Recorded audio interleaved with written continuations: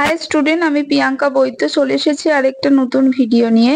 আজকে যেটা নিয়ে আলোচনা করব, তোমাদের ক্লাস 9-এর যে নতুন আপডেটেড সাতটা পাবলিকেশনটা আছে সেখান থেকে লাইফ সায়েন্সের চ্যাপ্টার 3 পার্ট 3 নিয়ে আলোচনা করব। অলরেডি ক্লাসগুলো করানো আছে, অবশ্যই প্লে লিস্টটা চেক করো, সেখান থেকে পেয়ে যাবে। আর যে ক্লাসগুলো করানো হয়ে গেছে, যেগুলো আগে আমি আপলোড করে দিয়েছি, সেই ক্লাসগুলোও তোমরা করে নিও। ঠিক আছে, এখানে কিন্তু দুটো পার্ট অলরেডি আপলোড করা হয়ে গেছে, সেটাও তোমরা একটু দেখে নিও। তো আজকে যে শূন্যস্থান পূরণের ক্লাসটা আমি করাচ্ছি, প্রথম প্রশ্ন যেটা রয়েছে সেটা হচ্ছে সালোক সংশ্লেষের বিক্রিয়াটার শূন্যস্থান পূরণ আছে। তো প্লাস 12H2O আছে, তাহলে এটা 6 কার্বন ডাই অক্সাইড হবে, আর সেখানে উৎপন্ন হয় হচ্ছে 6 অণু জল। তারপরে আছে পাতার ড্যাশ ত্বকে বেশি পত্ররন্ধ্র থাকে, সেটা হচ্ছে নিম্ন ত্বকে। 3 নম্বর হচ্ছে গুলঞ্চের মূলে সালোক সংশ্লেষ হয়। 4 নম্বর হচ্ছে রঞ্জক হচ্ছে ক্লোরোফিল সৌরশক্তি শোষণ করে সক্রিয় হয়।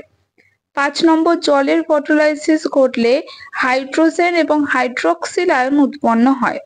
6 নম্বর হচ্ছে সালোক সংশ্লেষ একটি উপচিতি বিপাক। 7 নম্বর ম্যাঙ্গানিজ একটি মাইক্রো উপাদান। ঠিক আছে। ড্যাশ ফুসফুসের শ্বাসযন্ত্র, সেটা হচ্ছে ফুসফুস। মানুষের শ্বাসযন্ত্র হচ্ছে ফুসফুস। ঠিক আছে।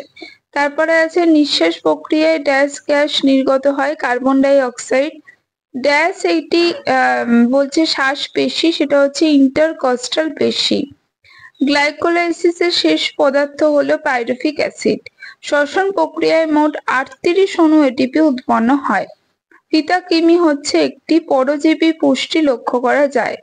ইকোলাই মানুষের অন্ত্রে বসবাস করে। টায়ালিন সেদ্ধ শ্বেতসারকে মল্টোজে পরিণত করে।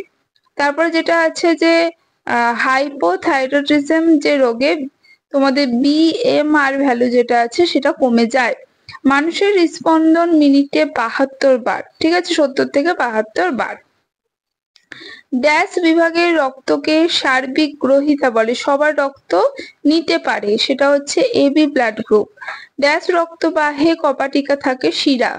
হৃৎপিণ্ডের ডান অলিন্দ দূষিত রক্ত থাকে। লসিকা এক প্রকারের দেহ তরল। ফুসফুসীয় ধমনীতে দূষিত রক্ত থাকে। প্রোটিন বিপাকের ফলে ড্যাশ উৎপন্ন হয়, ইউরিয়া উৎপন্ন হয়। কুইনাইন এক প্রকারের নাইট্রোজেন যুক্ত রেচন পদার্থ। অর্জুন গাছের ক্ষেত্রে বাকল মোচন দেখা যায়। ক্লাসগুলো যারা করনি অবশ্যই ক্লাসগুলো করে নেবে, ডেসক্রিপশনে লিংক দেওয়া আছে। আচ্ছা, ড্যাশ প্রাণীদের রেচন পদার্থ, সেটা হচ্ছে ইউরিয়া। ড্যাশ উদ্ভিদের কার্বন যুক্ত রেচন পদার্থ, সেটা হচ্ছে ট্যানিন। মালপেজিয়ান নালিকা পতঙ্গদের রেচন অঙ্গ। ঠিক আছে, এবং আগের ক্লাসগুলো কিন্তু প্লে লিস্টে তোমরা পেয়ে যাবে। প্রাকৃতিক হিল বিকারক হচ্ছে NADP+। ঠিক আছে। উদ্ভিদ পত্ররন্ধ্রের মাধ্যমে কার্বন ডাই অক্সাইড গ্যাস শোষণ করে। পৃথিবীর সকল শক্তির মূল উৎস হচ্ছে সূর্য। স্তরজ উদ্ভিদরা কি করে, মূলরম দিয়ে মাটির কৌশিক জল শোষণ করে। ক্লোরোপ্লাস্টদের সালোক সংশ্লেষীয় একক হচ্ছে কোয়ান্টাজোম। ক্লোরোফিল সূর্যালোকের ফোটন কণা শোষণ করে সক্রিয় হয়। সালোক সংশ্লেষ প্রক্রিয়ায় H2O জারিত হয় এবং কার্বন ডাই অক্সাইড বিজারিত হয়। সবুজ পাতার মেসোফিল কলা হচ্ছে সালোক সংশ্লেষের স্থান। প্রাণী পুষ্টির তৃতীয় পর্যায়টি হলো শোষণ। প্রাণী পুষ্টির শেষ পর্যায়টি হলো বহিষ্করণ। উইপোকার পৌষ্টিক নালীতে ট্রাইকোনিম্ফা নামক একটা আর্দ্র প্রাণী বসবাস করে। যেসব প্রাণী মল ভক্ষণ করে তাহলে হচ্ছে তোমাদের কোপ্রোফ্যাগি বলে। ঠিক আছে। পাকস্থলীর আয়তন হচ্ছে 1 থেকে 1.5 লিটার। তারপরে দেখো, ভিলাইয়ে লসিকা বাহ দ্বারা ফ্যাট শোষিত হয়। ভিলাইয়ের রক্তজালক শর্করা ও প্রোটিন শোষণ করে।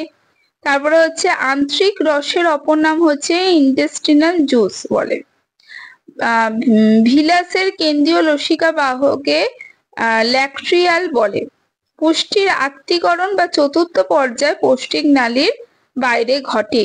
প্রাপ্তবয়স্ক পুরুষের BMR হচ্ছে 40 kilo calorie per hour per metre square. প্রাপ্তবয়স্ক মানুষের মুখগহ্বরে 32টি দাঁত থাকে।